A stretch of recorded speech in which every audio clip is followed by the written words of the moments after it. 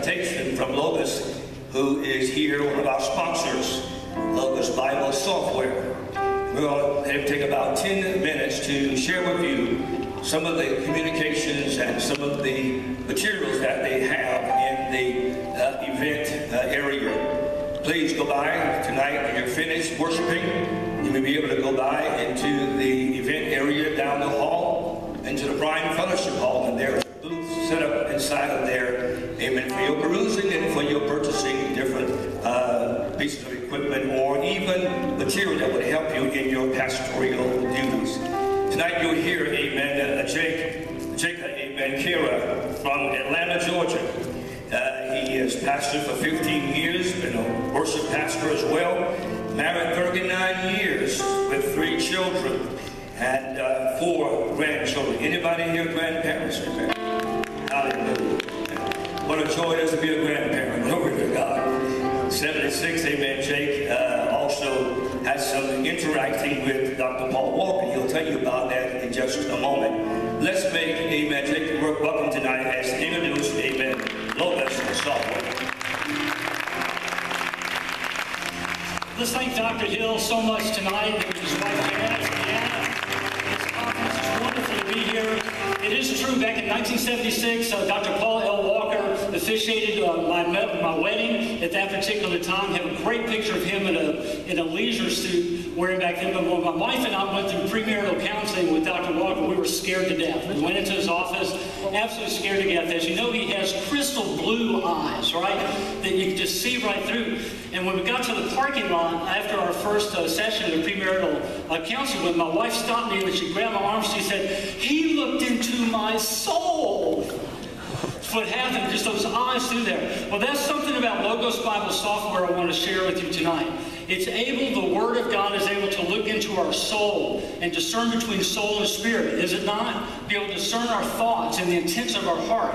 And Logos has a passion, I have a passion for the Word of God to do a work in your life in that same way. That as we study the Bible, as we go more in-depth into Bible study, we're able to learn things quicker at a deeper level and save so much time, and that's what Logos can do for you. When you open up Logos, you come to this home page. On the right-hand side, we have all sorts of articles, topics, devotions, pictures, and so forth you look at. But if you look in the top left-hand corner, this is where the power of Logos comes in. This little search window. All you have to do is type in a topic or a passage of Scripture and hit go. A topic or a passage of Scripture and hit go. Now, a particular verse that's been on my mind recently has been from Acts 4, when John and Peter were standing before the council of chief priests. And they were told and forbidden to preach the gospel anymore. And I believe we're in a day possibly where we will be called before councils of people and say, you cannot preach the truth of the gospel of Christ anymore. And let's see what happened to them. All I do is type in Acts 4 at this particular location, and then I will hit go. Acts 4, it populates it for me, it looks for it. Oh, I misspelled Acts, that's why it's not finding it here. That helps, doesn't it? Acts 4, it's intuitive enough to know what I'm looking for. But I'm going to simply click on the Sanhedrin forbidding them to preach the gospel. I hit go, Logos goes out and reads over 1,500 of my books in my library, all my commentaries, all my concordances, all my Greek and Hebrew language tools, looks through all my maps, all my Greek and Hebrew dictionaries, looks through all of that in a matter of seconds, puts it in an orderly fashion, and I have all that information right there before me. On the left-hand side, here's a Call to Passions guide. We'll come back to that for a second. In the upper middle section, this is where your preferred Bible translation will show up. You can have multiple translations up here and simply click on the tab and you're able to look at different translations, the ones that you pick. Down in the middle section will be where your preferred commentary will show up. Again, you can have multiple commentaries show up in that particular section. And the upper right is an information pane. This is where you can do an instant word study of any passage or word that you're in. I can simply hover or click over the word, for example, the word astonished. The scripture says that when they saw the boldness of Peter and John, perceived that they were uneducated common men, they were astonished. I can click on that particular word, and up in that right corner, I'm going to get definitions of it, how it's translated into other versions, even have the Greek definition of that as well. Let's go back to the left side real quick. This passage guide, first of all of my commentaries, you see how many are here, are listed. They they say something about this passage in Acts 4. Well, then all of my cross-references show up, just in a matter of seconds. Instead of just one or two in your paper Bible, every cross-reference related to this subject in Acts 4 shows up. Something new to Logos 6 is what's called ancient literature. Not only is it reading all of the contemporary commentaries, all of your language tools, everything else, but now it's also, if there's someone that wrote about Acts 4 in the 1st, 2nd, 3rd century or earlier, such as Josephus or Jerome or Origen, all those people, all that information comes up before you in seconds. Can you imagine, pastors, those that teach, how long it would take for you to pull books off the shelf and find out what they wrote about in Acts 4? Here it is in just a matter of seconds. Then we have below that literary typing. We have cultural concepts. This is also new. It's also given us the meaning of what those words meant at the time that Luke actually wrote it, what actually took place at that time. 15 years ago, I go to a restaurant and I say, that food was bad.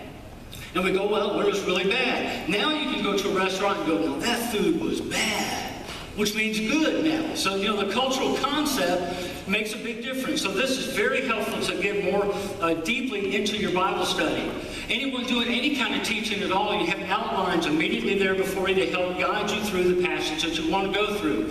Every person that's listed in the text that you're looking at is going to be listed here. All the people with maps, images, all the places show up as well. Any event that's taking place, any object that's even in the text itself. Now, if you would go back to the middle section, up in the middle, again it says, when they saw the boldness of Peter and John, perceived that they were uneducated common men, they were astonished and they recognized they had been with Jesus. Well, what was happening is Peter and John was standing before the Sanhedrin. Sanhedrin, this body of 71 people, including the chief priests. Think of how intimidating it would be for them to stand before them and told, you cannot preach Jesus anymore. And that's where they were standing. But we have all sorts of infographics within Logos that help you educate other people and teach other people concerning this.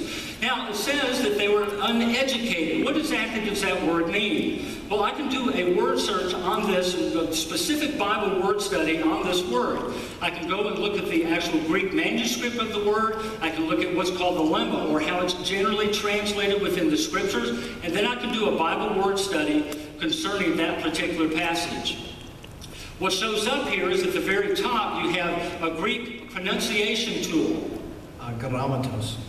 Agrammatos. Say that with me. Agrammatos. Agrammatos. That's the word translated uneducated. But if you look here and notice, it means without learning, unlettered, illiterate as well. As we scroll down a little bit, we have the root word of the Greek. How many times that root word shows up in other Greek words as well. Then we have what's also called the sense of the word. And the sense of the word used there, though it's translated uneducated in my translation, literally means illiterate.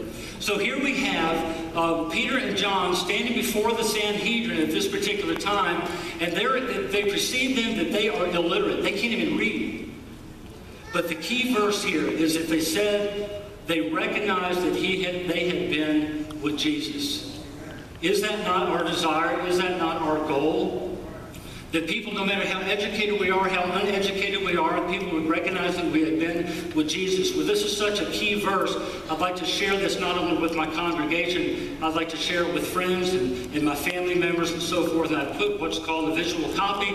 We'll automatically paste this into a background which you can use for PowerPoint and send out to your friends, to whoever you want to, just instantly. This is going to save pastors your Friday nights or Saturdays doing any kind of PowerPoint. It's there for you immediately.